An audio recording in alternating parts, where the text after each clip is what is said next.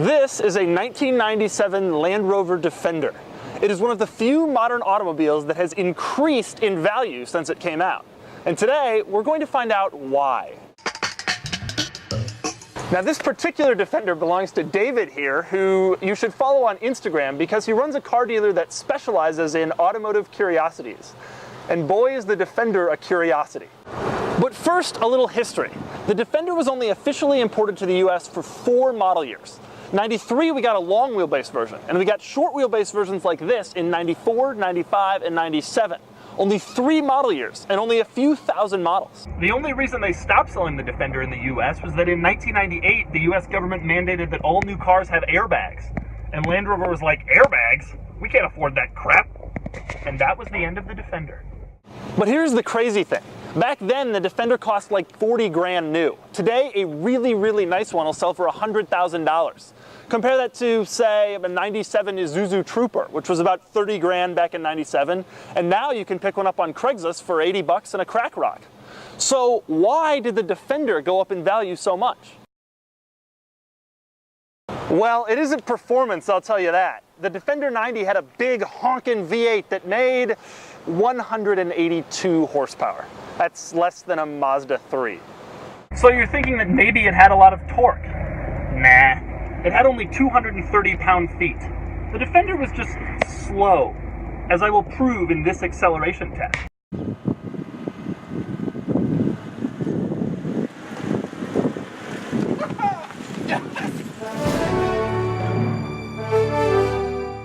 It certainly wasn't features. Back when the Defender came out, air conditioning was an option. So was carpeting. Fortunately, this is a 1997 model, considered the cream of the Defender crop because of all of its amenities. What kind of amenities, you ask? Well, for one, there's this nifty sliding window that you can open in front or in back. Worried about someone breaking in? Don't worry, the window has a very advanced locking system. Speaking of locks, there are the ones on the doors. Also very advanced. And then there's the tailgate. If you're trying to get into your SUV, you probably just open up the tailgate. In this SUV, you open the tailgate, and then you open the window with a zipper. And there's a reverse light, but just one. Air conditioning was a popular option, and some of the switches were conveniently placed right where you'd expect them, on the gauge cluster. There was a convenient parking brake in the driver's footwell. There's a 6-disc CD changer, but no anti-lock brakes. Want some outside air inside the cabin? Flip the vent switch and you've got it.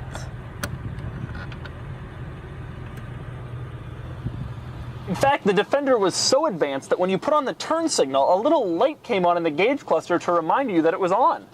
Of course, it didn't tell you which turn signal was on. This ain't a Rolls Royce. It isn't comfort either.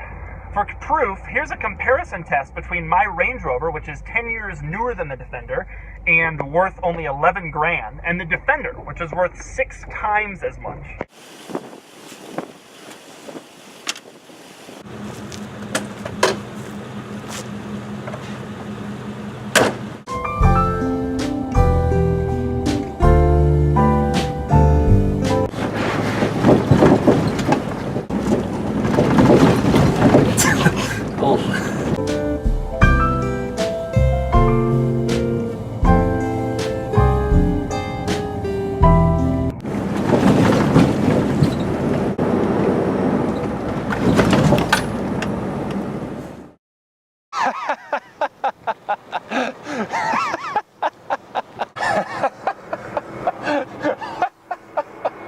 No, but really, it's like a Happy Meal wristwatch. So here's what we've learned about the Defender. It's slow, it's uncomfortable, it's unreliable, it has virtually no equipment, it's 20 years old, and it costs more than my Aston Martin. So how does it justify its price? Because it's so cool. Just look at this thing. It's a Land Rover Jeep. You know who owns a Jeep Wrangler? Normal people. People who leave their dealership license plate frame on. People who live in an apartment complex with spaces for future resident parking. People who get in fights with strangers about Android versus iPhone. But you know who owns a Defender? Cool people! Having a Defender is like the ultimate SUV trump card. You have a Defender and a guy in a Jeep comes up to you and you're like, oh, yeah. So is it unreliable and slow and uncomfortable? Of course. But here's the thing. Defender people, they don't really care what you think.